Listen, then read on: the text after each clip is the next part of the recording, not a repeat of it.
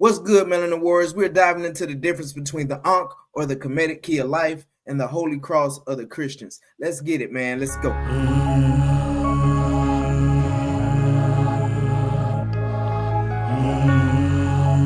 Stand for something, you can fall for anything. Melanin Warriors. Let's go.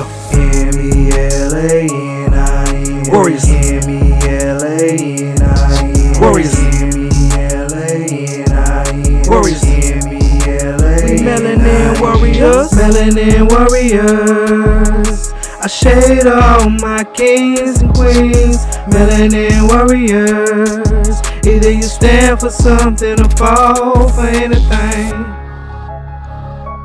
So, since hopefully you have seen my last video already about, the Ankh and what it means to us highly melanated people, I'm just going to go ahead and start with the Ankh again. So, often referred to as the key of life, the powerful symbol dates back to ancient Kemet around 3000 BCE. The Ankh is more than just a pretty shape or design, though, y'all. Like I mentioned in my last video, it's a hieroglyphic symbol that represents life, fertility, and eternal cycle of existence. You'll notice in Kemetic art that gods and goddesses, or the Neteru, which they were called before, invasions and stuff, frequently hold the Ankh by its loop. This was no accident. That loop represents the sun of eternal life, while the straight line symbolizes earthly existence, and the arms reflect balance. Together, it's a whole philosophy of life, a reminder of interconnectedness between our physical and spiritual selves. The Ankh was also deeply tied to the union of male and female energies, like I mentioned on the last episode. It embodied the idea of creation, resilience, and rebirth. Today, still an icon of Afrocentric spirituality, which many of us have it tattooed or around their neck, like you see here, is a symbol of our strength as melanated people and a connection to the rich heritage of Africa. It's the second edition of my debut fantasy fiction short story, The Blade of Shantir Inheritance. So if you're into epic battles, swords, magic, and all the dope things that make fantasy unforgettable, this is definitely your vibe. Y'all hit the link in the description or drop me a comment, man, and I'll hook you up with my author page, man. I'll make sure y'all follow that one too. Let's keep pushing diverse voices in fantasy. Available on Kindle only right now, but come spring, the paperback will be out too, the extended version of it, man. So y'all go ahead and check it out on Amazon right now. Click the link, click the author link. Christianity was prosecuted under Roman rule. And just a little side note, the Romans were polytheistic religion that, they worshipped Mars and Jupiter, the planets, as if they were gods, which they essentially got their worshiping ideas from the Greeks, and the Greeks got theirs from, you guessed it, Kemet. But let's keep going. It wasn't until the Edict of Milan in 313 CE under Emperor Constantine that Christianity was legalized and the cross became a public symbol of faith. Constantine began to restrict pagan rituals and practices, such as banning certain sacrifices which were central to Roman polytheistic worship. Hopefully I'm saying that right. If not, but the poly aspect of worshiping more than one deity. Pagan temples lost imperial funding and their assets were sometimes redirected to Christian churches. That's fair, right? This financial and cultural pressure made it harder for traditional religions to thrive, and that's why a lot of the original spiritual practices and religions disappeared, for lack of a better term. I mean, there are certain pockets that still do it, like Kemeticism and my brothers and sisters who practice with Ifa and things like that. So it's still there. While it is said that Constantine did things like execute non-believers and behead people who didn't want to be Christian, I wasn't able to find any evidence of that. But his successor, Theodosius the First, was much worse. Individuals caught performing traditional Roman religions, for example, were fined, exiled, or in some cases they were even executed. Now, the biggest difference for me as a highly melanated man is the Ankh existed way before the cross, like I said, and is based on the feminine principles of nature, spirituality, and peace, while the cross is based on strictly masculine principles of theocracy, politics, and war. That's kind of one of the biggest differences between the Ankh and the cross. And all anybody has to do who doubt this is look how Constantine used Christianity for wars, promotions, and status of his people who converted over to Christianity, who followed the Christian path.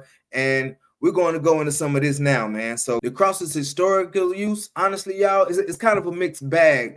If you look up into the history of it, while it's a sacred symbol for many, it's also been a tool of violence and oppression. So let's break this down. So, because I know some of you hard charging Christians are like, what is he saying?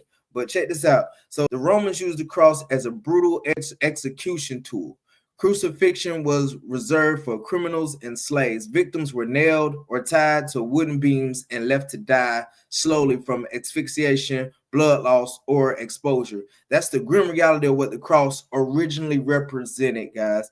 So we're going to fast forward to the Crusades. From 1095 to 1291, the cross became a symbol of conquest. Crusaders carried it on their shields and banners, claiming to fight in the name of Christ. Entire cities like Jerusalem were subjected to mass slaughter under this banner, saying it's the will of God. And I know you guys have seen stuff about Templars and the Crusades and how they would, if God wills it and all this other stuff, and then they'll just kill a whole bunch of people. So then came the Inquisition, which spanned from the 12th to the 19th century. The cross was often displayed during torture sessions where people accused of heresy were burned, stretched, or publicly executed. It became a tool of enforcing doctrinal conformity through fear. Through fear, guys. During colonization, the cross was carried as part of a so-called civilizing mission. Europe colonizers used it to justify the forced conversion of indigenous peoples. This led to the erasure of traditional religions and cultural identities. Like I mentioned before, prime example, our own people here in America, and I'm just going to keep it 100 like I always do. You know what I'm saying? Our people didn't believe in God and the Bible and Jesus Christ at one point. At one point, we had our own distinct, you know what I'm saying, versions of spirituality that we worship. You know, we worship the ancestors, or we worship the Neteru, or we worship the Orisha. It varied from culture to culture, but all that culture was pretty much beaten out of us, for lack of a better term, so we can all be the Christians that we are today. And in more recent history, groups like the Ku Klux Klan hijacked the cross as a hate symbol. Burning crosses became tools of terror, signaling violence and racial hatred against highly melanated people and other marginalized communities in the late 19th and 20th centuries. In other words, symbolizing death, embarrassment, and fear using the cross. So guys, the Ankh and the Christian cross represents two distinct worldviews, one rooted in ancient African spirituality and the celebration of life, and the other tied to sacrifice and redemption, as well as oppression and death. Both symbols carry immense historical weight, but the cross's graphic history highlights how a spiritual emblem can also be used as a tool of oppression. This comparison is an opportunity to reflect on reclaiming symbols like the Ankh, which celebrate resilience, balance, and eternity, in discussions about cultural identity and spiritual empowerment.